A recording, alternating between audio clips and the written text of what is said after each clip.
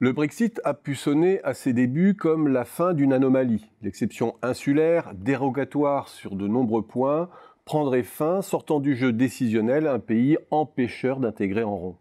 L'UE gagnerait de la sorte en cohérence et en unité. Le Brexit mettrait fin aux infidélités du couple franco-allemand, resserrant le noyau dur et ouvrirait l'opportunité d'une relance du projet européen autour d'un moteur qui gagnerait en cohérence, la fameuse avant-garde franco-allemande.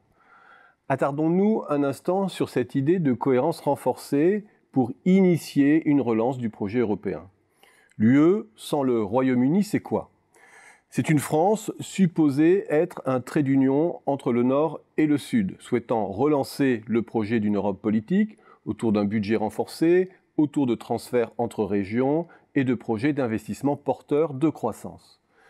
C'est une Allemagne qui se perçoit comme le cœur de l'UE, qui reste cambrée sur une Europe de la stabilité et de l'intégration commerciale comme vecteur de paix et d'unité, et qui, à travers l'élargissement, prolonge l'option d'endiguement pacifique de la Russie, héritée de la guerre froide.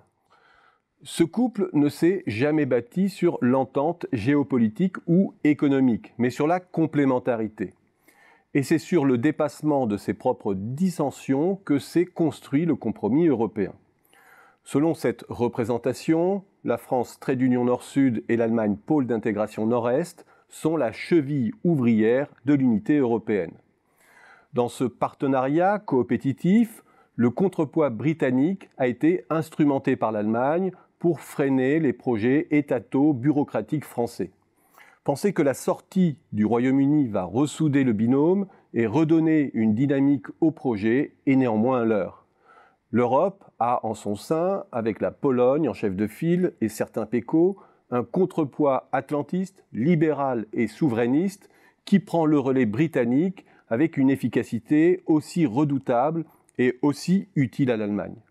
Le triangle de Weimar, cadre de coopération instauré en 1991, qui allie la France, la Pologne et l'Allemagne, est un triangle d'incompatibilité au moins aussi puissant et paralysant que celui de Londres, Paris, Berlin. L'Europe doit, dans ce contexte de paralysie décisionnelle, s'interroger sur la puissance des forces centrifuges qui menacent son intégrité et sur la capacité du couple franco-allemand à les endiguer. Si l'on croit à la division des tâches intégratrices de la France et de l'Allemagne, et que l'on s'intéresse à la zone d'influence allemande, l'intégration par l'intensification des liens croisés commerciaux peut sembler une réussite. L'Allemagne a non seulement réintégré son Hinterland dans ses chaînes de valeur nationales et européennes, en témoigne l'évolution de la part des exportations d'EPECO dans le commerce intra-européen. En témoigne surtout la part de l'Allemagne dans les exportations de ces pays. Slovénie, Slovaquie, Roumanie, Hongrie, Pologne, Tchéquie ont entre 1/5 et 1/3 de leurs exportations dirigées vers l'Allemagne. Et lorsque l'on intègre le poids des échanges croisés entre les différents pays d'Europe centrale et orientale, on prend toute la mesure de cette sous-plateforme d'intégration au sein de l'espace européen.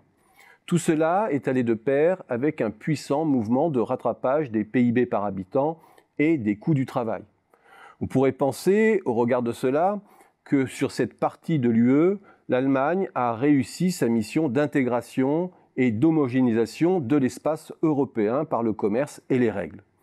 À cela près que le modèle d'intégration commerciale allemand, dépourvu de leadership politique et d'accompagnement social, a accouché d'un monstre politique, cocktail d'autoritarisme, de nationalisme, de xénophobie latente, d'ultralibéralisme climato-sceptique, dont la maîtrise lui échappe et pervertit les principes qui guidaient la construction européenne.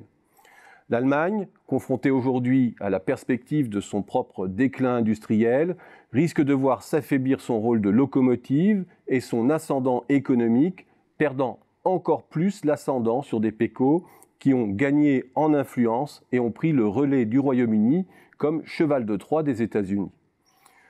Côté français, trait d'union supposé entre le Nord et le Sud, même constat. La fiction d'un leadership politique français sur un Club Med dispendieux et portant le projet d'une Europe des transferts est un fantasme allemand plus qu'une réalité politique. La désagrégation sociale de ces pays produit ses effets délétères. Le délabrement du jeu démocratique a pris des formes diverses, ni plus ni moins visibles qu'ailleurs.